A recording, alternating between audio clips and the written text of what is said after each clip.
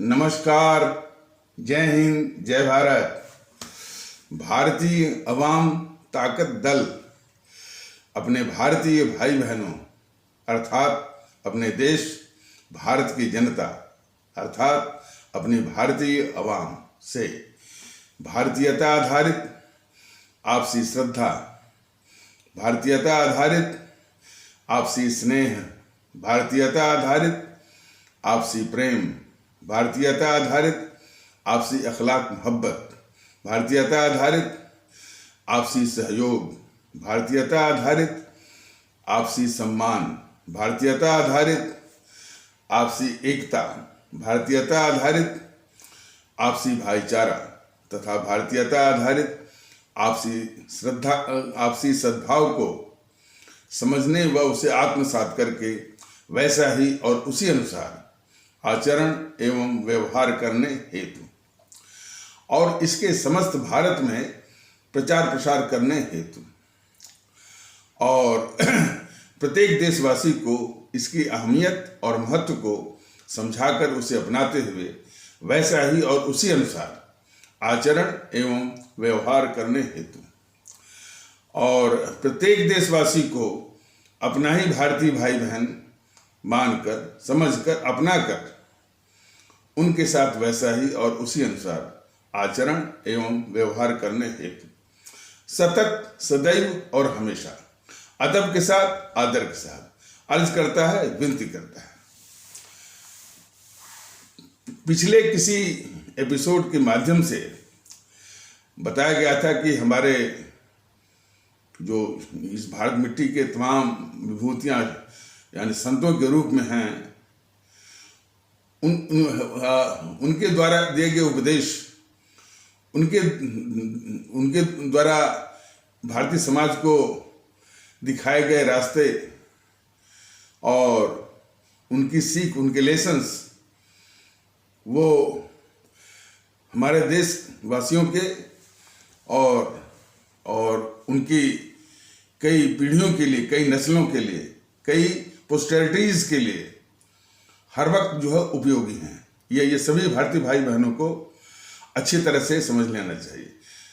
ये जो युग चल रहा है, जो वक्त चल रहा है, इसमें टीवी चैनलों के द्वारा और भी माध्यम से के द्वारा हमारी भारत मिट्टी के जो विभूतियां हैं, जो संत महात्मा हैं, उनकी वाणियों को, उनके उपदेश को जो महत्व न देने की एक साजिश से चल रही है। आज यानी हमारे जो पढ़ने वाले बच्चे हैं, उनकी पाठ्य पुस्तकों से कबीरदास के दोहे, रहीमदास के दोहे, रविदास के दोहे और जो है तुलसीदास के दोहे ये गायब हैं। ये इसके पीछे भी बहुत साजिश है। इसीलिए हमारे देश में जो वो चरित्र की गिरावट है, मानवता के प्रति यानी प्रेम की जो गिरावट है, और किसी भी पंथ, चाहे हिंदू सनातन हो, चाहे इस्लाम पंथ हो, चाहे ईसाई पंथ हो, चाहे सिख पंथ हो, उसकी अच्छाइयों के विषय में वो कितना उपयोगी है इस समाज के लिए, वो महत्व समझने के बजाय जो है हमारे जो पाठ्य पुस्तकों में खास करके ये जो CBSE सेंट्रल बोर्ड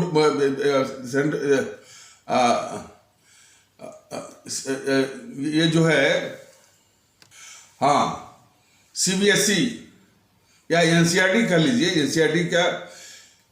NCERT जो है कैसे कैसे पाठ्यक्रम डाल रही है, यह भी एक बहुत बड़ी समस्या है। भारतीय अवाम ताकत दल ने बराबर बताया है कि हमारे देश के जितने भी विभूतियां हैं, विभूतियों का तो मैंने एक बहुत बड़ा खजाना है, लेकिन जो हाल के हमारे संत हैं और इस बात को बराबर भारतीय अवाम ताकत दल ने अपने भारतीय भाई बहनों को भी बताया है और देश को भी बताया है कि इन महात्माओं की वाणियाँ, खास करके हमारे नानक जी हैं, रामकृष्ण परमहंस हैं और कबीरदास हैं, तुलसीदास के दोहे और सूरदास के दोहे, रविदास के और सूफी संतों की वाणियां, इनका संकलन, एक दो वाणियों का संकलन, और हमारे जो परम राष्ट्रभक्त और क्रांतिकारी अमर शहीदों की जीवनी, सुभाष चंद्र बोस से लेकर के भगत सिंह से लेकर के चंद्रशेखर आजाद, अशफाकुल्लाह, खुदीराम बोस इत्यादि, सुब्रमण्यम भारती इत्यादि, वो रानी लक्ष्मीबाई और रानी चंद्रमा, रानी गडिल इत्यादि, और भी इस तरह के जो अमर शहीद रहे, इनकी जीवनी का संकलन, ये हमारे जो शुरुआती की जो शिक्षा होती है, या प्राइमरी एजुकेशन जिसे कहते हैं, प्राथमिक शिक्षा है, और वहाँ से नैतिक शिक्षा के रूप में, यानी नैतिक पाठ्यक्रम के रूप में उसमें होना चाहिए। यह चूंकि हमारे उन बच्चों में एक नैतिकता की बुनियाद बनाता है, तो इसके प्रति भारतीय जनता का दल बहुत ही गंभीर है। अब इसके अभाव को देख करके भी इसको बहुत बड़ी चिंता है, और उस चिंता को अपने भारतीय भाई बहनों से वो साझा करता है, और इसीलिए उनकी वाणियों को वाणियों को समय समय पर मौके बेमौके, यानी उन वाणियों के महत्व को बताने के, महत्व को समझाने के लिए उनका उदाहरण भी दिया करता है। तो पिछले कुछ एपिसोड में कबीरदास के दोहे की बात थी। उसी प्रकार हमारे एक संत थे रविदास। तो जिस प्रकार हमारे संत कबीरदास ने मन की निर्मलता पर बहुत जोर दिया था, और वाकई में हमारे देश में यदि सभी हमारे भारतीय भाइयों में मन की निर्मलता आ जाए तो उनका आचार व्यवहार, आपसी व्यवहार पूरा चमक जाए। हमारे देश के लोगों में यदि सुबह संतों की वाणियों का असर हो जाए तो उनके आपस के बर्ताव, उनके आपस के आचार व्यवहार जो इस मुल्क को जरूरत है वो चमक जाए। तो हम आ जाते हैं कि जो हमारे संत कबीरदास ने कहा था, यानी सत्य के विषय में, कि सांझ बराबर तप नहीं, झूठ बराबर पाप, जाके हृदय सांच है ताके हृदय आप।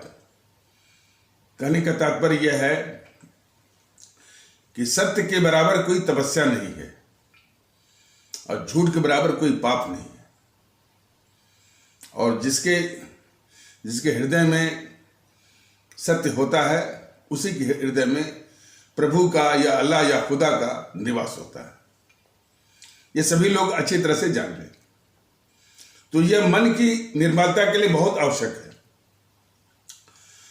और इसी तरह की वाणियां जो हमारे सूफी संतों ने भी दी है, रामकृष्ण परमहंस ने भी दी है, नानक जी ने भी दी है, और जो ज्ञान की बातें हैं, ज्ञान की बातें किस लिए है? समाज में आपसी प्रेम के लिए। तो बराबर वो कबीरदास ने इस बात पर जोर दिया है कि पोथी पढ़ पढ़ जग मुआ, पंडित भयान को, 2.5 अक्षर प्रेम का पढ़े सो पंडित हो। तमाम पोथी, वेद, शास्त्र, क्या क्या पुराण जो है वो पढ़े जा रहे हैं।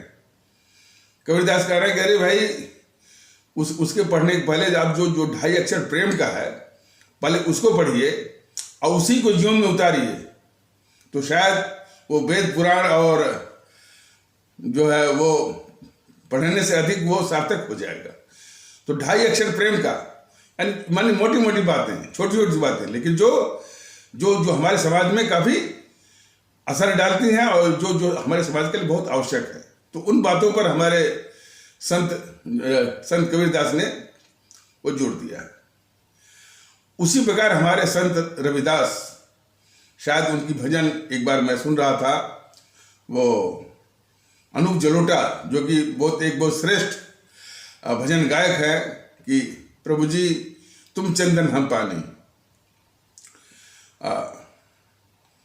तो बहुत अच्छी भजन है। और जो विचार हमारे संत रविदास की है उसमें काफ़ी वो परिलक्षित है, और भजन भी बहुत ही प्रेरणादायक सुखदायक है। और अनूप जलोटा जी जो श्रेष्ठ भजन गायक हैं उनके मुंह से तो और अच्छा लगता है। तो वो हमारे संत रविदास की भजन है। तो उनका भी जो प्रकरण आता है कि वो मन की निर्मलता के पराकाष्ठा हैं। वो मैंने चमड़े का काम करते थे, जो मोची जो चमड़ा भिगोते हैं, और जूते का काम करते थे। लेकिन उनके पेशा कुछ भी हो, यही तो संत महात्माओं ने सीख दी है। आपका कोई भी पेशा हो, लेकिन मन की निर्मलता, निश्चलता, निष्कपटता बहुत आवश्यक है। यही लोगों ने सिखाया है। तो वो हमेशा अपना काम करते थे। और वो भी माता गंगा के किनारे। और कभी भी वो ये पाखंड नहीं कि गंगा में नहा लेंगे तो सारे पाप कट जाएंगे। देखिए ये सब सिखाते क्या है, यानी पहले पाप करिए और इसके बाद वो गंगा में नहाइए। इन बातों से बहुत दूर हमारे संत कबीरदास और रविदास और इन संतों ने, नानक जी ने, उन्होंने कहा भाई क्या पाप करिए मत ना, पाप करिए मत तो नहाने की नौबत क्यों। तो किसी ने कहा कि अरे भाई रविदास, तुम्हारे सामने ही यानी माता गंगा बहती हैं और कभी वो स्नान नहीं किया, अपने पाप नहीं धोए। तो पाप नहीं धोए इसका तो जवाब नहीं दिया उन्होंने। तो उन्होंने कहा कि अरे हमको जाने की क्या जरूरत है, माता गंगा खुद अपने पुत्र के पास आएंगी, रविदास के पास आएंगी, और इसी कठौती में ही आएंगी। किस कठौती में? जिसमें चमड़ा वो भिगोते थे। उनकी मन की निर्मलता और उस निर्मलता की ताकत तो जरा देखिए। माता गंगा ने उसी कठौती में दर्शन दिया, और उनको दर्शन दिया जो उस संत रविदास पर व्यंग करते थे। और उसी पर एक कहावत बन गई कि मन चंगा तो कठौती में गंगा। यही है कि मन चंगा, यदि मन साफ हो तो रविदास जैसे लोगों की कठौती में, जिसमें कि चमड़ा भिगोते हैं, उसमें यानी माता गंगा स्वयं आती हैं, स्वयं दर्शन देती हैं। तो मन की निर्मलता का इतना बड़ा महत्व है। आज जो हमारे देश में मन की निर्मलता का जो इतना बड़ा भाव है, और उसके स्थान पर जो कपट है, छल है, और जिसको बोलते हैं डबल स्टैंडर्ड्स, दोहरा चरित्र से जो इस समाज को जो काफी नुकसान और तकलीफ हो रही है, ये उसकी जड़ में है। तो वो हमारे कबीरदास की वाणी की शांत बराबर तप नहीं, झूठ बराबर पाप, जाके हृदय साच है ताके हृदय आप। यानी सत्य के बराबर कोई तपस्या नहीं है, झूठ के बराबर कोई पाप नहीं है। और जिसके हृदय में सत्य का वास होता है, उन्हीं के हृदय में ईश्वर या खुदा या अल्लाह या गॉड या वाहिगुरु का निवास होता है।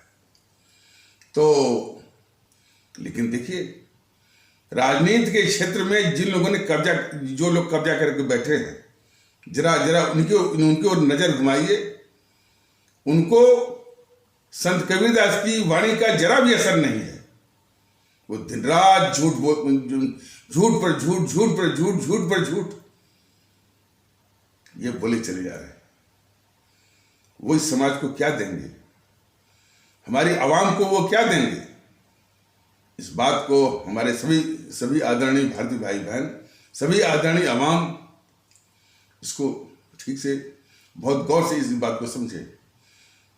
और उनके जितने भी सभा सालार हैं, चाहे वो जीएनपीसी के हों, गांधी नेहरू परिवार, चांडाल चौकड़ी, काकस, या कांग्रेस के हों या इस बीजेपी के हों, और चाहे वो समाजवादियों के हों, अखिलेश के हों, मुलायम सिंह के हों, मायावती के हों, चाहे ये लालू प्रसाद यादव या तेजस्वी यादव या उसके आरजेडी के जितने भी नेता और प्रवक्ता हों, टीएमसी की जो ममता बनर्जी या उसके जो नेता और प्रवक्ता हों, एनसीपी के जो शरद पवार हो या उसके जितने भी नेता और प्रवक्ता हों, वही हाल जो शिवसेना का है, वही हाल अकाली का है, वही टीडीपी के है, वही डीएमके का है, वही एआईएडीएमके का है।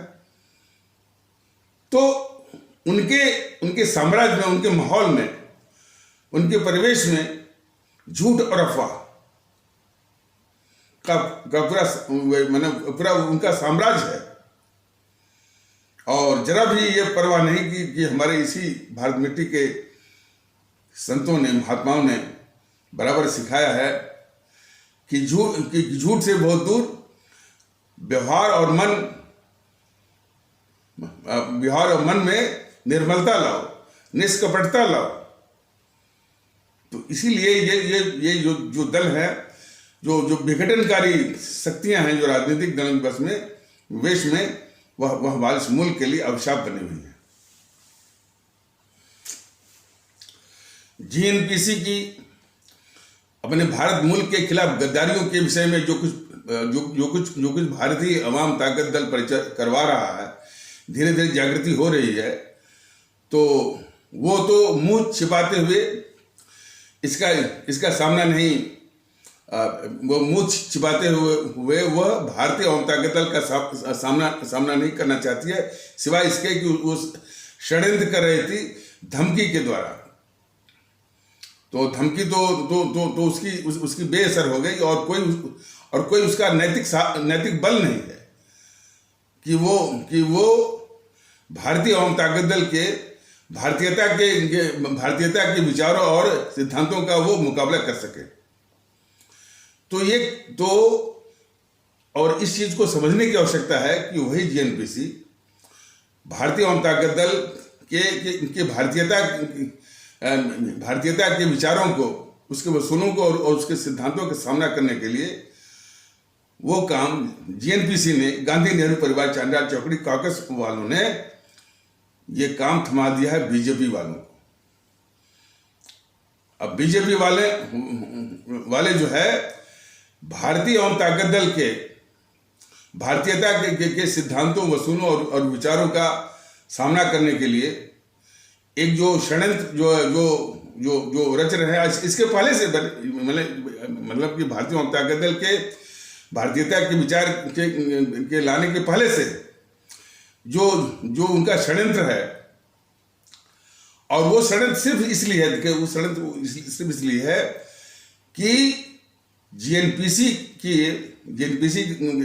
से मतलब है कि गांधी नेहरू परिवार चांडाल चौकड़ी कागज या कांग्रेस, उसके जवाहरलाल नेहरू, इंदिरा गांधी, राजीव गांधी, सोनिया गांधी और राहुल गांधी इत्यादि के इन सबों ने जो हमारे देश के खिलाफ गद्दारी की है, देश को जो लूटा है, हमारी संस्थाओं को जो है अपने हित में साधते हुए जो है पूरा उनकी सार्थकता को बर्बाद किया है। चाहे वो हमारी न्यायपालिका हो, चाहे वो नौकरशाही हो, ब्यूरोक्रेसी हो, मतलब कहने मतलब चाहे वो जुडिशियरी हो, चाहे वो ब्यूरोक्रेसी हो, चाहे वो जो है बौद्धिक वर्ग का तबका हो, और हमारे देश में विभाजन, विखंडन, हमारे देश में तार बिल्कुल बांट करके, और जो जीवन जो है हमारे गरीब भारतीय भाई बहनों का, मजलूम भारतीय भाई बहनों का और आम आवाम का जीवन इसने नारकी बनाया हुआ है, और देश के साथ गद्दारी। तो ये उसकी करतूत और फितरत रही है, और इसको ढकने के लिए इसको ढकने के लिए भी, और एक उसकी झूठी महिमा मंडन करने के लिए पहले ये बताया गया था कि ये जो है इसे जीएनपीसी ने जो है चाटुकार इतिहासकारों का गिरोह, चाटुकार बौद्धिक वर्ग का गिरोह, चाटुकार मीडिया का गिरोह, चाटुकार पत्रकारों का गिरोह, लुटेन गिरोह, इसके बूते जो है जो अभी बताया गया है, ये सारे पापों को ढकना और एक झूठी महिमा मंडन का एक वातावरण खड़ा करना, ये किया उसने। तो जब ये भारतीय जनता दल ये पहली बार अपने देश में इसके चरित्र के, इसके फितरत के, इसके डीएनए के का परिचय जो करवा रहा है, तो जीएनपीसी का कोई नैतिक साहस नहीं है, नैतिक बल नहीं है कि भारतीय जनता दल के भारतीयता के विचारों वसूलों सिद्धांतों के आगे कोई जवाब उसका बन सके। तो वही काम जो है भारतीय जनता दल के भारतीयता के विचारों और उसके सिद्धांतों को रोकने के लिए इस जीएनपीसी ने वो काम दे दिया है इस बीजेपी वालों को। बीजेपी वालों दो तरह से काम कर रहे हैं। एक तो देश में आवश्यकता है भारतीय एकता की, तो वो चला रहे हैं वो हिंदू एकता, और देश को जरूरत है, देश को आवश्यकता है कि भारत राष्ट्र को कैसे मजबूत किया जाए, तो वो मुहिम चला रहे हैं हिंदू राष्ट्र की। ये दो यानी भारत विरोधी इनकी गतिविधियां चल रही हैं। फिर से मैं वो कह दे रहा हूं, देश में आवश्यकता है भारतीय एकता की, तो बीजेपी वाले चला रहे हैं हिंदू एकता। देश को जरूरत है कि देश में बिखराव को दूर करके कैसे इसको मजबूत किया जाए, तो ये लगे हुए हैं वो हिंदू राष्ट्र के चक्कर में। और कहना अतिशयोक्ति नहीं होगा, इन्हीं के जवाब में कुछ यानी सिरफिरा आप नहीं कह सकते हैं, जो असामाजिक और कट्टरवादी और यहां तक कि कुछ उपद्रवी और हिंसक तत्व जो है हमारे इस्लाम आस्था वाले भारतीय भाई बहनों के तबके में भी इन्हीं के कारण मिल जाते हैं।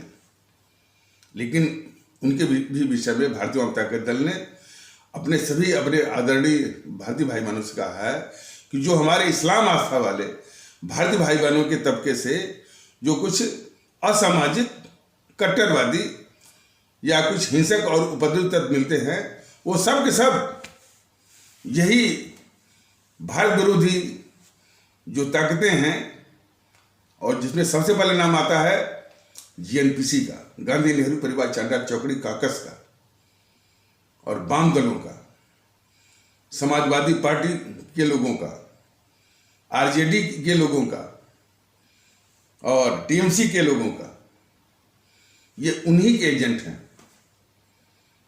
इसको समझने की बहुत आवश्यकता है, पूरे देश को समझने की आवश्यकता है कि जो कोई भी हमारे इस्लाम आस्था वाले भारतीय भाई बहनों के तबके के असामाजिक कट्टरवादी, यहाँ तक कि कुछ आतंकवादी भी हो सकते हैं, हम नहीं कहते हैं, आतंकवादी उपद्रवी और हिंसक तत्व होते हैं, वो सब इन्हीं के एजेंट होते हैं। टीएमसी जो कि जिसकी मुखिया जो है ममता बनर्जी कितनी इस देश की दुश्मन है, कितनी बड़ी गद्दार है, तो उसी के एजेंट होते हैं। समाजवादियों जो है समाजवादी पार्टी के एजेंट होते हैं, आरजेडी के एजेंट होते हैं, जीएनपीसी के वो एजेंट होते हैं, और कुछ तो जो है वामपंथियों के भी एजेंट होते हैं, एनसीपी के एजेंट होते हैं। तो इसको समझने की आवश्यकता है, और वो समझने की आवश्यकता इसलिए है कि उसी के चलते यानी ये तथ्य जो तथ्य ये अभी जो भारतीय जनता दल ने बताया है कि भाई वो वो तत्व जो है इन भारत विरोधी ताकतों के एजेंट हैं।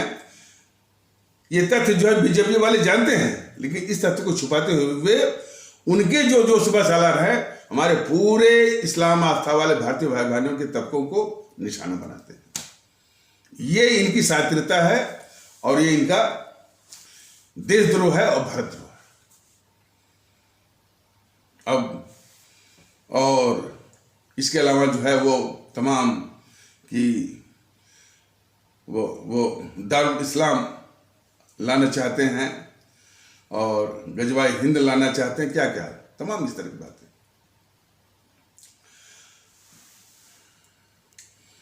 और अपनी इस मुहिम में, अपनी साजिश में ये बीजेपी के सलाहकार और खास करके जो हमारे हिंदू सनातन आस्था वाले भारतीय भाई बहनों के तबके के जो कट्टरवादी तत्व और या बीजेपी के जो सलाहकार हैं, आरएसएस के जो सलाहकार हैं, वो तरह तरह की कहानियों को रचते हैं। जैसे जो मुगल काल का जो इतिहास है उसको आक्रांता बोलते हैं। ये भी उनकी साजिश का एक हिस्सा है। नफरत जो है वो फैलाने का एक उनका एक जो है षड्यंत्र का एक भाग है। भारतीय जनता दल ने ये बराबर इस संबंध में कहा है कि हमारा जो इतिहास है, जो हमारे इतिहास की जितनी भी विभूतियां हैं, मौर्य काल हो, गुप्त काल हो, दक्षिण भारत की जितनी भी डायनेस्टीज हैं, जितनी भी वंशावलियां हैं, उत्तर भारत की भी जितनी वंशावलियां हैं, उनका भी नाम नहीं लिया जाता है। जितनी भी वंशावलियां है सभी भारत के गौरव हैं और उनके द्वारा निर्मित जितने भी स्मारक हैं वो सभी भारत के गौरव हैं। इस गौरवपूर्ण हमारे इतिहास में आपस में जो लड़ते रहे उसको छोड़ दीजिए। वो आपस में अपने राजनीतिक प्रभाव को बढ़ाने के लिए, कब्जा करने के लिए और जो उनकी राजनीतिक महत्वाकांक्षा है और उसी के आधार पर अपनी जो है आपसी या राजनीतिक प्रतिद्वंदिता है वो तो होती रही, लड़ाई होती रही, संघर्ष होते रहे, और जो है और हमारे भारतीय भाई बहनों की जान जाती रही। उसी को उठा करके ये मैंने बीजेपी आरएसएस के सिपह सालार और हिंदू सनातन आस्था वाले भारतीय भाई बहनों के तबके के जो है कट्टरवादी तत्व जो है उसी में से उसको जो है पांथिक रंग देते हैं। कभी आक्रांता बोलेंगे, कभी वो बोलेंगे। तो ये उनकी साजिश का एक हिस्सा है। तो कई बार ये पूछा भी गया और हमने खुद पूछा कि भाई अब आक्रांता क्यों कहते हैं, किस बात के लिए आक्रांता? तो क्या वो जो है वो हिंदुओं का कत्ल करवाए थे? अरे भाई हिंदुओं का कत्ल नहीं, जब भी युद्ध होता है तो जनहानि होती है। इसको जो है पंथ से क्यों जोड़ते हो? अशोक का जब कलिंग युद्ध हुआ तो लाखों लोग मरे थे, तो आज जो है कलिंग के लोग हमारे उड़ीसा के लोग या उड़ीसा में रहने वाले भारतीय भाई बहनों को ये उनको भड़काना कहाँ तक उचित होगा कि उनको हम याद दिलाएं, भड़काएं जो है अशोक के खिलाफ? तो ये ठीक नहीं ना है। तो इतिहास में आपस में जो उनका बैर था, वैमनस्य था, जो युद्ध थे, राजनीतिक महत्वाकांक्षा का जो विस्तार था, जो जन प्रतिद्वंदिता थी, उसको ये जो दुष्टवे हैं बीजेपी और आरएसएस के और हमारे हिंदू सनातन आस्था वाले भारतीय भाई बहनों के तबके के जो कट्टरवादी तत्व हैं उसको पांथिक रंग देते हैं। तो दूसरा उनका तर्क होता है कि साहब उन्होंने मंदिर तोड़वाया। इन विचारों की भी जब इन विचार उनके इस तरह के तर्कों की जब खुदाई मैंने कि भाई मंदिर तोड़े तो हमने पूछा किसने भाई? क्या वो औरंगजेब? तो औरंगजेब के विषय में जो सम्राट औरंगजेब थे, उन्होंने यदि मंदिर तोड़वाए थे तो उन्होंने मस्जिदें भी तोड़वाई थी। और जब ये मोदी महोदय गुजरात के मुख्यमंत्री थे तो अहमदाबाद में अतिक्रमण को हटाने के लिए इन्होंने 100 से अधिक मंदिर तोड़वाए हैं अहमदाबाद में। भारतीय जनता का दल जो है मुख्यमंत्री नरेंद्र मोदी द्वारा अतिक्रमण को हटाने के लिए जो मंदिर तोड़े गए उसका भी, और जनहित में जो मस्जिद तोड़ी गई, जनहित में जो है जो मंदिर तोड़े गए, उसको सबका समर्थन करता है और सबको सही मानता है। और इसलिए भी आज भी कोई जन कल्याण का काम हो, कोई जमीन का अधिग्रहण की बात हो, तो चाहे उसमें मंदिर आए, चाहे उसमें मस्जिद आए, चाहे उसमें गुरुद्वारा आए, सबको टूटना ही होगा, सबको तोड़ना होगा जन कल्याण के लिए। लेकिन ये कट्टरवादी तत्व उसको पांथिक रंग देने की साजिश करके देश में भेद विभेद जो है ये पैदा करने की साजिश करते हैं। तो इनको ठीक से पहचानिए। तो और खास करके जो बीजेपी के जितने यूट्यूब पर सलाहकार हैं, नहीं उनके सिपह सालार हैं, उनकी फितरत को जरा देखिए। हालांकि नाम लेना जो है, हालांकि उनका नाम लेना भारतीय जनता का दल उचित नहीं मानता है, लेकिन कुछ थोड़ा परिचय और उनके विषय में जानकारी जरूरी है, इसलिए बता रहा है। उसमें हैं हर्षवर्धन त्रिपाठी और मनीष कुमार, मनीष ठाकुर, मनीष शुक्ला और डी.के. दुबे, नीरज अत्री और वो प्रखर श्रीवास्तव, ये लोग जो है इत्यादि। ये लोग करते क्या है? ये लोग ये करते हैं कि कभी कभी यानी दो तरह का इनका काम है। ये जो है जो कट्टरवादी तत्व हैं हमारे इस्लाम आस्था वाले भारतीय भाई बहनों के तबके के, पूरी गाथा गाएंगे और जो गाथा गाएंगे, पूरी जो कहानी सुनाएंगे, उनका एक ही एम रहता है कि हमारे इस्लाम आस्था वाले भारतीय भाई बहनों के पूरे तबके को निशाना बनाना, और निशाना बना करके फिर हमारे देश में जो है उस सद्भाव को तोड़ना, उस यानी भारतीय समाज की समरसता को तोड़ना, और तोड़ करके फिर बीजेपी के पक्ष में ध्रुवीकरण के माध्यम से वोट का माहौल बनाना। ये इनकी दुष्टता है और इनकी साजिश का नमूना है।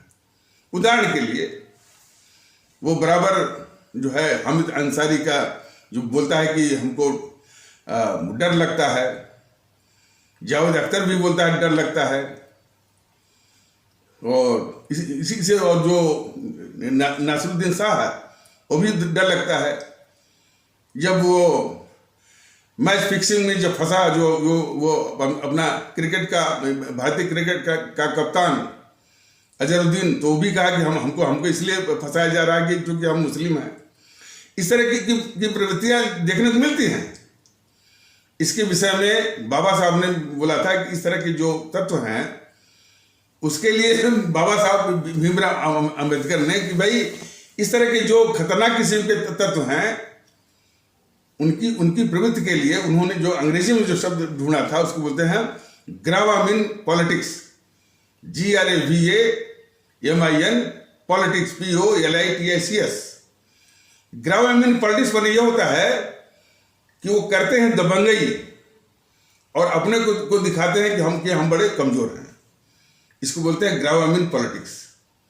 तो इसमें सभी आते हैं जी, इस तरह के, चाहे वो हामिद अंसारी हो, चाहे वो अजहरुद्दीन जो हो कैप्टन हो, चाहे ये जावेद अख्तर हो, चाहे आपके ये वो नसरुद्दीन शाह। तो अक्सर हामिद अंसारी को क्या है, 10 साल तक भारत का, इसी देश का उपराष्ट्रपति रहा, तब उसको डर नहीं लगा।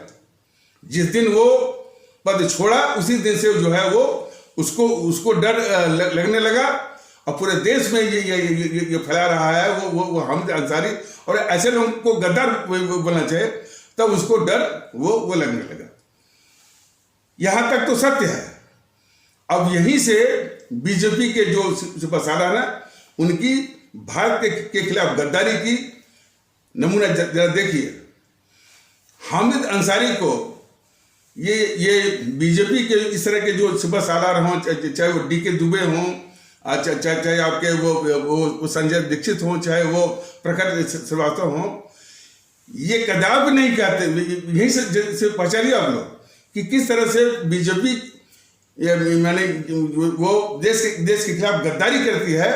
उसको गौर से देखिए कि ये जो प्रखर श्रीवास्तव या डी के दुबे या संजय दीक्षित या जो लोग भी हैं, वो हामिद अंसारी के विषय में ये नहीं कहते हैं कि ये हामिद अंसारी कम्युनिस्ट है, वाम दल का आदमी है, और इसका रिकॉर्ड चूंकि शासन तो जीएनपीसी का रहा है अब तक जो है 60-70 सालों तक, और वो जीएनपीसी रहा चाहे जो वाम दल रहा है, ये दोनों के दोनों जो है देश के दुश्मन है, देश के गद्दार है। तो उसी बहती गंगा में इस कट्टर वामपंथी जो है हामिद अंसारी ने भी हाथ धोया। वो भारत का राजदूत भी बना था ईरान में, और वहाँ जब ये भारत का राजदूत बना था तभी से इसके विषय में इसका वो रिकॉर्ड रहा है, भारत विरोधी इसका रिकॉर्ड था। तो इस हामिद अंसारी का जब वो भारत का राजदूत था ईरान में, तभी से तमाम खुफिया रिपोर्ट है कि इसकी भारत विरोधी गतिविधियां रही हैं। ये तो गद्दार जीएनपीसी वालों ने, गद्दार वामपंथियों ने उसको भारत का राष्ट्रपति एक ने 2 बार बनवाया।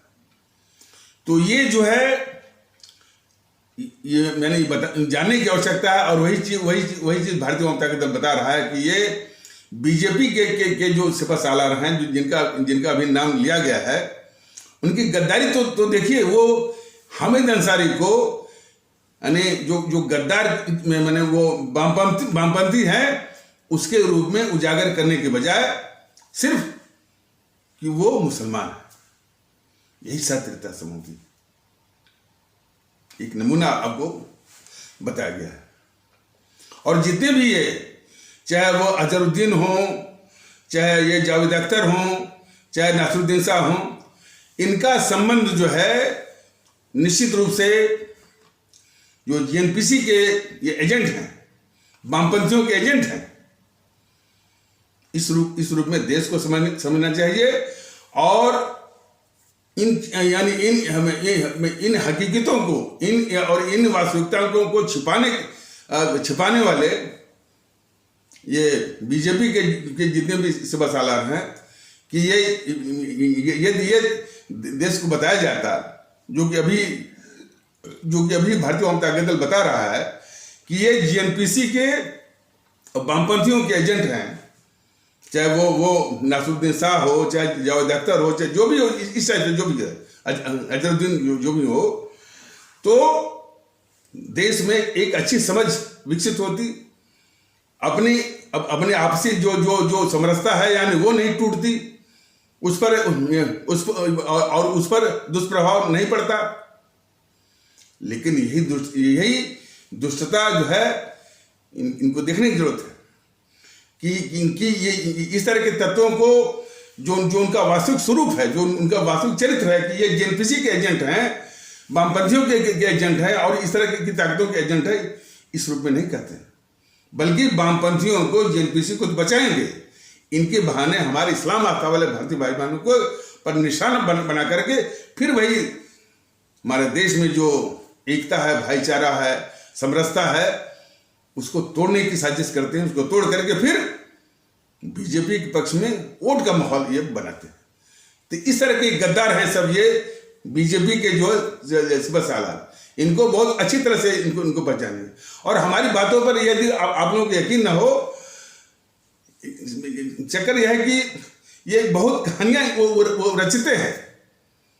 अरे ये इस तरह के तत्वों ने हमारे इसी भारतीय समाज में, हमारे भारतीय समाज के एक तबके के साथ जो है हजारों साल तक जो है उसके साथ अन्याय हुआ, उसका शोषण हुआ, जिसको कि आप लोग शेड्यूल कास्ट कहते हैं, क्या कहते हैं। हालांकि भारतीय जनता दल जो है बराबर उनको कहता है कि हमारे ये उपेक्षित भारतीय भाई बहन है, जिनको सबसे पहले उनको सम्मान देने की आवश्यकता है। ये बार बार जो है ये बार बार भारतीय जनता दल कहता है कि हमारे उपेक्षित भारतीय भाई बहनों की जो सबसे पहले आवश्यकता है कि उनको अपनापन और सम्मान देने की, अब बराबरी का वो सम्मान, बराबरी का एहसास कराते हुए। तो ये तो करेंगे नहीं, तो वो हमारे जो उपेक्षित भारतीय भाई बहन हैं, वो हमारे इसी भारतीय समाज के, उनके साथ हजारों साल तक लगातार सुनियोजित ढंग से उनका शोषण, उनका शैक्षणिक शोषण हुआ, उनका आर्थिक शोषण हुआ, उनका राजनीतिक शोषण हुआ, या इसी भारतीय समाज के द्वारा, और उनके कभी कभी इज्जत का भी शोषण हुआ। इस पर ये जो बीजेपी और आरएसएस के सिपा सालार हैं, इस रूप में डीके दुबे हुए, आपके संजय दीक्षित हुए और नीरज अत्री हुए, इनकी घिघी बंद रहती है। वो तो धन्य मनाइए कि हमारे बाबा साहब आए, उन्होंने भारतीय समाज के इस तबके जो है, जिसके साथ हजारों साल तक जो उसका शोषण हुआ, उसके उद्धार के लिए उन्होंने बहुत बड़ा काम किया। और देश जो है वो ऋणी है उनके इस योगदान के लिए। देश हमेशा के लिए जो है उनका ऋणी है, और उस ऋण से हमारा देश कभी भी ऋण नहीं हो सकता है। इस चीज को समझनी चाहिए। लेकिन दुख इसके बाद भी है, बाबा साहब के नाम को भुनाने वाले जो है, फिर बाबा साहब के विचारों के, उनकी जो वेदना है, जो उनकी पीड़ा है, और उनके सिद्धांतों की दिन रात हत्या जो है वो ये की जा रही है बाबा साहब के नाम पर राजनीति चलाने वालों के द्वारा। बाबा साहब ने कब बोला था कि देश में जो है वो नफरत फैलाओ। ये बामन मिश्रम जैसे लोग, चंद्रशेखर रावण जैसे लोग, मायावती जैसे लोग, मायावती कहते हैं कि तिलक तराजू और तलवार उनको मारो जूते चार।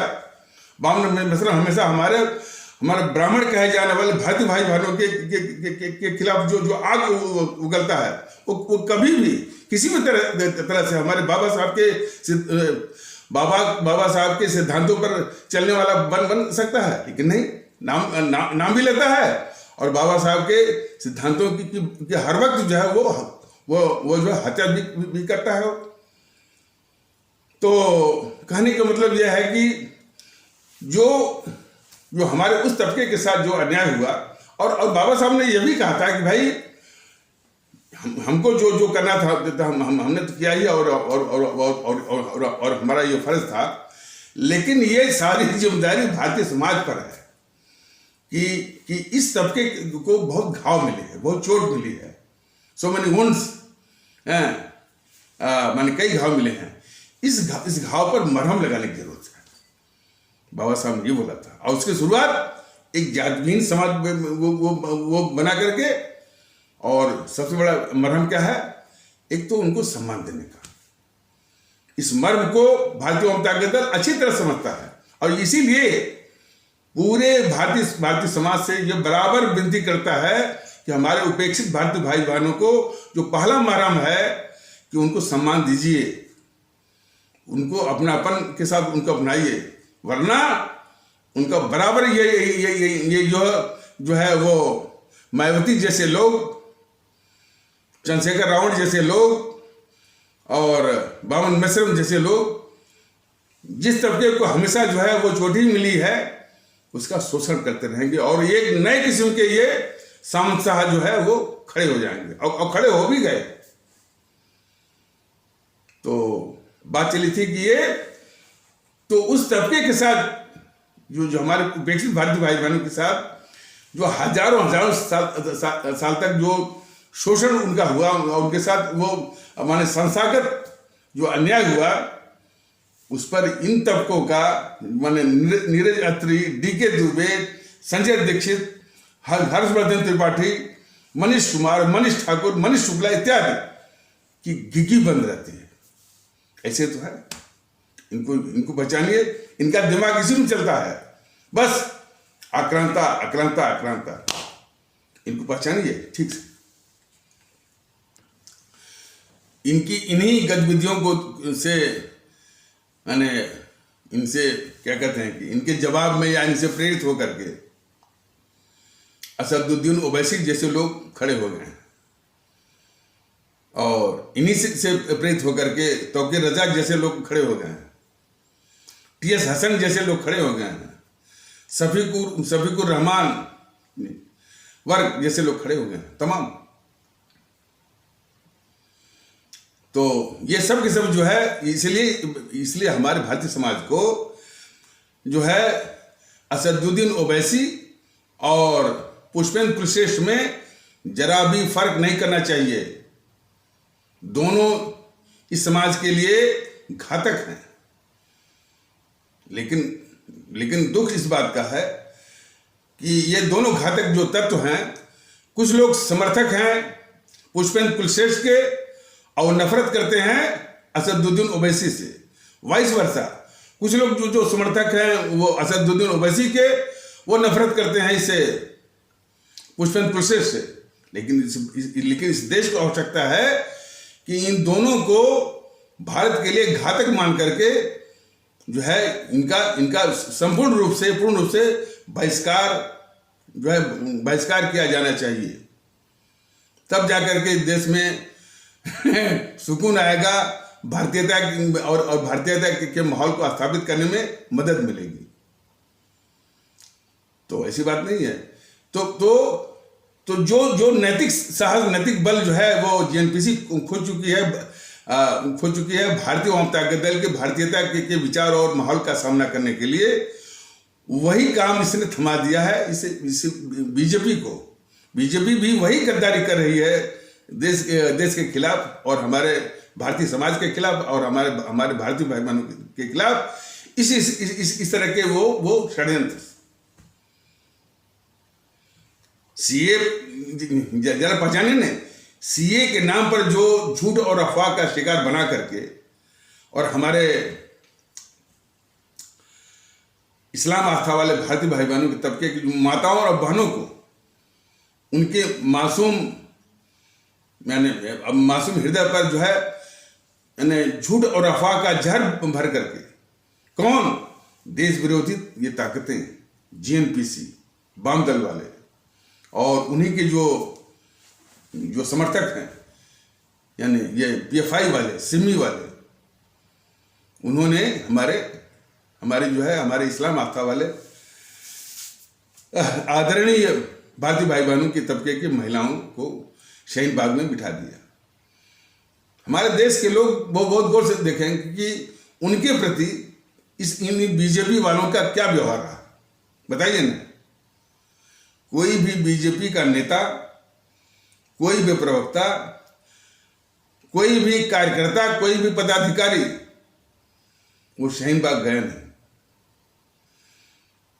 उनको निवेदन करके जो वो माताएं बहनें बैठी थी, निवेदन करके जो ये देश विरोधी ताकतों ने उनके दिमाग में जहर भरा था, उस जहर को निकालने का रत्ती भर भी प्रयास नहीं किया। उनके पास जाने का जरा भी रत्ती भर भी जहमत नहीं की, जबकि आवश्यकता थी कि इनकी सभी लोग कम से कम जो अपने को राष्ट्रवादी कहते हैं, राष्ट्रवाद का मुखौटा पाने हैं और राष्ट्रवाद को इतना बड़ा धक्का कि हमारे इस्लाम आस्था वाले भारतीय भाई बहनों के दिमाग में जहर भर करके। और इसके विषय में तो बार बार ये बताया भी गया है, और ये बहुत गौर करने वाली चीज़ है कि हमारे इस्लाम आस्था वाले भारतीय भाई बहनों के में एक परमानेंट अस्थायी रूप से बहुत बड़ी कमजोरी है। यह देश विरोधी ताकतों के झूठ और अफवाह का सबसे पहले और सबसे अधिक वो ये शिकार बनते हैं। यह देश के लिए बहुत बड़ा अभिशाप है। अब इस संबंध में भारतीय आवाम ताकत दल के इस भारतीयता के माहौल का जो ये प्रयास चल रहा है, उसका कितना असर है? असर तो दिख रहा है, लेकिन वो कितने परसेंटेज में है कि, और कितने फीसदी में है, और कितने वो माने वो प्रतिशत में है, ये विषय है। जरूरत है कि कम से कम 100% जो है माने 100% कम से कम हम हमारे जो इस्लाम आस्था वाले भारतीय भाई बहन हैं, वह इन देश विरोधी ताकतों, चाहे वो जीएनपीसी हो, चाहे वाम दल हो, चाहे समाजवादी हो, जो भी हो, इनके झूठ और अफवाह का शिकार बिल्कुल न बने। इसकी आवश्यकता है, लेकिन बनते हैं। तो अब उसको दूर करने के बजाय जो हमारी माता और बहनें जो बहुत बुरी तरह शिकार हो गई थी, और वहां जा करके शशि तरूर है, दिग्विजय सिंह जा करके और वो भड़काया, और उसके पीछे यही पीएफआई जो है, समझ लीजिए कि वो एक डीजनरेशन है, वो डीजनरेटिव एड है, माने उसी के सहायक है। किसका? जीएनपीसी का। पीएफआई, सिमी और एसडीपीआई, तमाम आतंकवादियों के फोटो जो है वो फोटो मिलते हैं दिग्विजय सिंह के साथ। पीएफआई के कई मेंबरों का की फोटो मिलती है सोनिया गांधी के साथ। आतंकवादी जब पकड़े जाते हैं बाड्रा हाउस वो इनकाउंटर में, तो उन आतंकवादियों के लिए कौन रोता है? यही रोती है सोनिया गांधी। तो मोदी महोदय सोनिया गांधी को तो बचाएंगे, नीरज अत्री और डीके दुबे जो है वो जो है सोनिया गांधी को बचाएंगे, लेकिन उन्हीं आतंकवादियों के लिए हमारे पूरे इस्लाम आस्था वाले भारतीय भाई बहनों पर निशान बनाएंगे, नफरत करेंगे। ये साजिश इनकी। भारतीय जनता दल बराबर कहा कि भाई इस तरह की समस्याओं में जब तक आप बड़ी मछली का अंत नहीं करेंगे, और बड़ी मछली का अंत करते ही जो है छोटी मछलियां अपने आप जो है वो सध जाएंगी। तो यही गद्दारी है बीजेपी वालों की और मोदी जी की, कि बड़ी मछली को बचाना और छोटी मछली को जो है वो लटका करके अपने कर्तव्य की, अपने फर्ज की जो है वो इत्तसरी कर देना। तो शाहीनबाग एक बहुत बड़ा नमूना है। तो वहां पर कोई भी बीजेपी का जो अपने को राष्ट्रवादी कहते हैं, राष्ट्रवाद का तकाजा है कि भाई जिससे भी हमारे देश में यानी भेद विभेद फैलता हो, और आपसी जो है वो आपसी भाईचारा या आपसी जो है सद्भाव को धक्का मिलता हो, उस पर जो है दुष्प्रभाव होता हो, हमारे देश की समरसता जो है वो खतरे में हो, जिन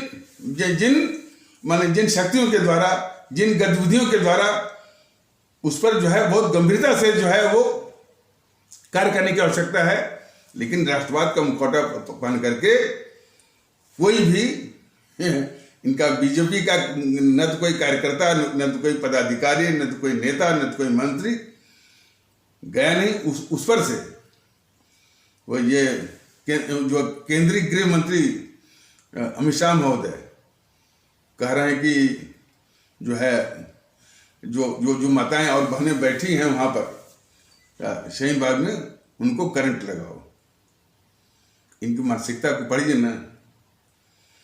भारतीय जनता दल के पास फिलहाल साधन की बहुत बड़ी कमी है। इसको जो है ये कहने में कोई गुरेज नहीं है, लेकिन फिर भी इस पीड़ा को समझा और हमारे सीमित लोगों के साथ, सीमित साधनों के साथ मैं खुद वहाँ गया। माहौल भी बड़ा विषाक्त था, बड़े खतरनाक किस्म के नारे भी लग रहे थे, छीन के लेके आज़ादी आज़ादी आज़ादी। हमने पूछा कि भाई कि इस तरह के नारे क्यों लग रहे हैं? तो किसी ने कहा, जो कि माहौल ही ऐसा था, साहब ये हम लोग जो संविधान की रक्षा कर रहे हैं। देखिए नहीं, सारा कुछ संविधान विरोधी काम करना, और वो माहौल कह रहा था कि हम संविधान की रक्षा कर रहे हैं। इसी तरह की बातें हैं। तो हमने कहा भाई कैसी आज़ादी आप लोग मांग रहे हैं? देश तो आज़ाद है, आज़ादी छीनने वाली बात कहाँ से है? इस देश के संविधान ने सभी को मौलिक अधिकार दिया हुआ है। वो आज़ादी का जो है वो सबसे बड़ा वो प्रमाण है, और उसकी रक्षा के लिए इस देश की जो है वो न्यायपालिका भी है। तो इस तरह से छीनने वाली बात तो बिल्कुल इस समाज में एक जो है वो नफरत फैलाने का काम है। तो जब इन बातों को बोला गया तो वो थोड़ा सा रुके। लेकिन वही चीज है कि भारतीय आवाम ताकत दल के पास साधन की कमी है। इसी का जो फायदा उठा रहा है। भारतीय जनता दल के पास जो साधन की कमी है, इसी का फायदा उठा रहे हैं। क्योंकि ये साधन पर ये बैठे हुए हैं, सिस्टम पर ये काबिज हैं, तंत्र पर ये काबिज हैं। तो उसी के द्वारा जो है ये झूठ और नफरत का जो व्यापार कर रहे हैं बीजेपी वाले, इसीलिए जो है झूठ और नफरत का व्यापार करने में ये कामयाब हो रहे हैं, क्योंकि वो साधन, सत्ता, तंत्र पर काबिज है। इसीलिए तो खैर व्यक्तिगत रूप से वहाँ बताया गया, और हमारा नाम वहाँ के जो जितने भाषण देने वाले मैंने वो प्रवक्ताओं की सूची में मेरा नाम डाला गया। नाम भी और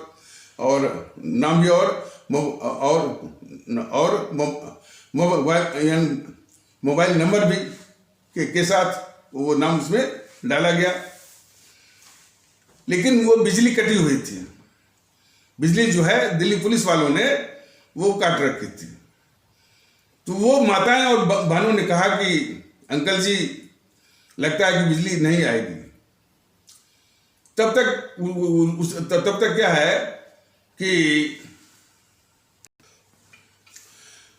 तो शाहीन बाग में बैठी हुई माता और बहनों ने कहा, अंकल जी ये बिजली कटी हुई है और दिल्ली पुलिस वालों ने इसकी बिजली काटी हुई है और आने की भी उम्मीद बहुत ही कम है।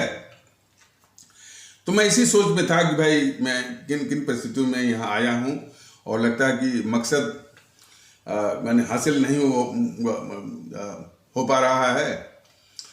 तो उसी समय एक न्यूज़ 18 इंडिया का एक कोई एंकर था, कोई पत्रकार था, वो लाइव चला रहा था, सबसे पूछ रहा था। तो उन माताओं और बहनों ने कहा कि अंकल जी जो आपको जो बोलना है इसी में बोल दीजिए, अब तो कोई चारा है नहीं। तो हमने भी सोचा भाई जब हम आए हैं तो कम से कम अपने अब जो है वो अब जो है न्यूज़ 18 इंडिया को तो नहीं, लेकिन मेरे इस बातों से हमारे जो माताएं और बहनें जो बहुत बड़े भ्रम का शिकार होकर के बैठी हुई हैं, भ्रम का शिकार बल्कि देश विरोधी ताकतों का शिकार। यानी जब देश विरोधी ताकतों ने देखा कि भाई वो पूरे यानी मास स्केल पर जो है वो हिंसा नहीं कर पाए, तो हमारे उन्हीं इस्लाम आस्था वाले भारतीय भाई बहनों की जो माताएं और बहनें थी, उनके मासूम हृदय पर, मासूम विचारों पर जहर भर करके और उन्हीं के कंधों पर अपने स्वार्थ की बंदूक चला रहे थे। ये सब जो है पीएफआई वाले, सिमी वाले, वामपंथी, जेएनपीसी वाले। तो यही तो भारतीय जनता दल कर रहा कि उनके भ्रम को दूर करने का सबसे बड़ा कर्तव्य था, सबसे बड़ा फर्ज था। जिस फर्ज को बिल्कुल नहीं निभाया बीजेपी वालों ने और बीजेपी के नेताओं प्रवक्ताओं कार्यकर्ताओं और मंत्रियों के द्वारा। अलबत्ता वो करंट वो लगा रहे थे। तो खैर, तो हमने भी सोचा कि भाई जब आए हैं तो कुछ जब यही चल रहा है लाइव, तो हमने तो सबसे पहले वो क्या है कि वो फोटो लगाए थे राम प्रसाद बिस्मिल का। हमने उन माताओं बहनों से पूछा कि भाई ये फोटो किसका है, तो वो कह रहे कि वो अशफाकुल्ला जी का है। तो हमने कहा भाई अशफाकुल्ला का ये फोटो नहीं है। हमने अपने मोबाइल से निकाल कर उनको दिखाया कि अशफाकुल्ला जी ये है, इनकी फोटो आप लगा लीजिए। वैसे हमारा जो शाहजहांपुर जो जिला है उत्तर प्रदेश का बहुत सौभाग्यशाली है कि अशफाकुल्ला जी, राम प्रसाद बिस्मिल और एक और रोशन सिंह, तीनों के तीनों हमारे उसी शाहजहांपुर जिले से ही हैं। तो शाहजहांपुर जिले का नाम लेते ही काफ़ी मन जो है वो देशभक्ति के भाव से भर जाता है शाहजहांपुर। अब इस समय क्या हो गया वो उसको छोड़ दीजिए। तो मैंने कहा कि ये फोटो आप लगाइए, और तो फिर मैंने कहा भाई कि ये हमारी माताएं और बहनें जो हैं हमारे देश विरोधी ताकतों के द्वारा जो है बहुत बड़े भ्रम की शिकार बना करके वो इस्तेमाल हो रही हैं। तो सब चौंक गए, और वो जो है एंकर करा तो क्या इसके समर्थन में नहीं आए हैं? मैंने कि समर्थन का सवाल ही नहीं उठता। हम तो इनको बताने आए हैं कि हमारे ये माताएं और बहनें जो हैं देश विरोधी ताकतों के द्वारा जो है उनके झूठ और अफवाह का भ्रम का शिकार बनाई गई हैं, और उनके कंधों पर ये देश विरोधी ताकतें अपने स्वार्थ का जो है वो बंदूक रख करके साध रहे हैं। तब वो एंकर कह रहा है, देखिए, और ये बात मैं सत्य कह रहा हूं, तो एंकर वो कह रहा है, इस बात को सत्य मानिए आप, चूंकि उसे लाइव टेलीकास्ट का कोई वो रिकॉर्ड नहीं मिलेगा, लेकिन मेरी बातों पर यकीन करिए कि तब वो एंकर कह रहा है कि बीजेपी को डूब करके मर जाना चाहिए। ये उसके शब्द थे, बीजेपी को डूब करके मर जाना चाहिए, जो काम बीजेपी को करना चाहिए वो आप कर रहे हैं। हमने कहा अरे नहीं भाई, ये काम सभी का है, ये फर्ज सभी का है, ये जिम्मेदारी और उत्तरदायित्व सभी का है। क्या बीजेपी को और जितने भी जागरूक लोग हैं इस देश में, जो इस देश में समरसता के प्रति चिंतित हैं, समर्पित अपने को मानते हैं, जो और इसके लिए जो फिक्रमंद है, सबका फर्ज बनता है कि वो समझाएं। तो ये हालत है। तो जो है भारतीय जनता दल के पास साधन नहीं, लोग नहीं, जो भी इसमें साधनों में, लेकिन ये बात हम वो कह के आए, और इस बात पर उस एंकर की एक स्वाभाविक प्रतिक्रिया थी कि जो काम बीजेपी को करना चाहिए वो आप कर रहे हैं, इसलिए बीजेपी को डूब करके मर जाना चाहिए। इसी तरह के तो वो इंस्टांस हैं।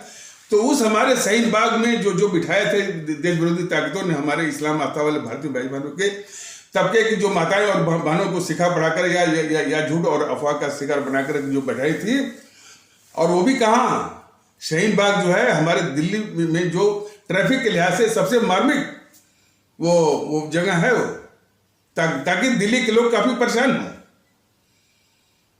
तो एक नमूना है। नमूना किस बात का है कि किस प्रकार बीजेपी के जितने भी सिपा सालार हैं, जितने भी कट्टरवादी तत्व हैं, किस तरह से इस तरह की समस्याओं को माने किस रूप में लेते हैं और कैसे इसका निदान ढूंढते हैं। उसके पास न जाकर के दूर से ही वो करंट लगाते हैं। बीजेपी की जो है, जो हिंदू युवा वाहिनी है, जो बीजेपी की या आरएसएस वालों की या जिस किसी की भी हो, हिंदू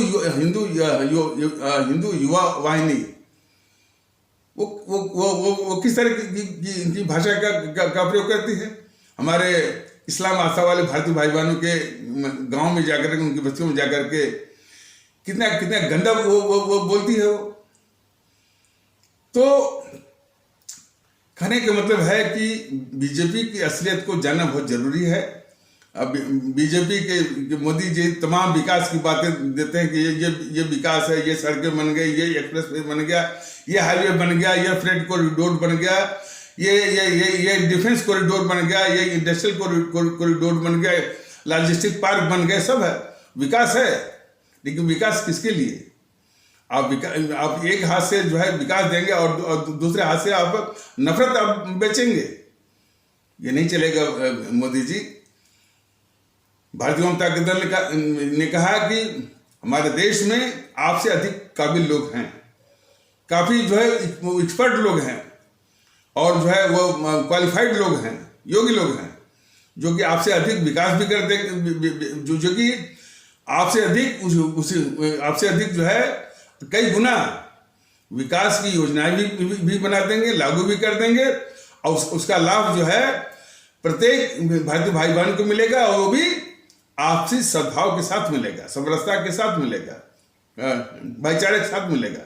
लेकिन आप जो है आप ये चाहते हैं कि जो है विकास का वो चकाचौंध दिखा करके देश के खिलाफ जो आपकी गद्दारी है, क्या गद्दारी है कि देश के दुश्मनों को बचाना। अभी हम बोल तो नहीं पाया, देश के दुश्मनों को बचाना, एनपीसी जैसे गद्दारों को, वामपंथी जैसे गद्दारों को बचाना, ये गद्दारी आपकी है। तो वो गद्दारी जो आप कर रहे हैं वो जनता भूल जाए इसी विकास के चकाचौंध में। लेकिन भारतीय जनता दल अपने भारतीय भाई बहनों को बराबर बताएगा कि ये मोदी जी की, बीजेपी वालों की देश के खिलाफ गद्दारी है, जो कि इन गद्दार ताकतों को उनकी रक्षा करना, उनको बचाना और उनको देश विरोधी हरकत करने के लिए हर एक सुविधा जो है वो, या हर एक सुविधा या हर सहूलियत जो है वो मुहैया करवाना। इस चीज को हमारे सभी आदरणीय भारतीय भाई बहन, हमारे सभी आदरणीय भारतीय आवाम अच्छी तरह से बीजेपी को समझे और इसको और विस्तार से हम या भारतीय जनता दल और अच्छी तरह से बताएगा और यही चीज जो है अपने आदरणीय भारतीय भाई बहनों के बीच में जाकर को बताएगा। लेकिन इसकी सार्थकता तो तब होगी ना कि जो मौका आया है। अभी उत्तर प्रदेश के चुनाव का एक चरण बाकी है। ये मोदी महोदय घूम रहे हैं वहां, सिर्फ कहां घूमेंगे? मंदिर घूमेंगे। तो मोदी महोदय वो मंदिर के लिए इस देश का प्रधानमंत्री नहीं बने हैं। इस देश का प्रधानमंत्री जो है वो इस देश का प्रधानमंत्री जो बनता है वो इस माहौल के लिए, कि वो जिस माहौल में सभी लोग अपने को सम्मानित महसूस करें, अपने को सुरक्षित वो महसूस करें, सुकून के साथ, सम्मान के साथ। लेकिन जो इनको नष्ट कर रहे हैं उन्हीं को ये साथ दे रहे हैं मोदी जी और बीजेपी वाले और बीजेपी की जो है सभाशाला। इसलिए हमारे उत्तर प्रदेश के आदरणीय मतदातागण, भारतीय भाई बहन, ऐसी ताकतों को भारत की पावन धरती से नष्ट में नाबूद करने के लिए नोटा, ये शुरुआत करिए वहां से, नोटा नोटा नोटा, भूलिए मत। और नोटा की ऐसी गूंज होनी चाहिए, ऐसी जो बहुतायत होनी चाहिए कि वो गूंज जो है चुनाव आयोग तक भी पहुंचे और चुनाव आयोग भी इस बात से थोड़ा सा वो सावधान हो जाए कि नोटा के पक्ष में डाले गए वोटों का या मतों के साथ जो है कोई छेड़छाड़ करने की जो है वो जरूरत न कर सके, लोकतंत्र की हत्या न कर सके। तो हमारे आदरणीय मतदातागण, भारतीय भाई बहन उत्तर प्रदेश के जो कि अभी एक चरण शेष है, उसमें जो है नोटा को सार्थक बनाइए, हकीकत में लाइए। तो इन्हीं आवश्यक शब्दों के साथ इस आवश्यक पर चर्चा को यहीं पर विराम दिया जाता है। तब तक के लिए नमस्कार, जय हिंद, जय भारत।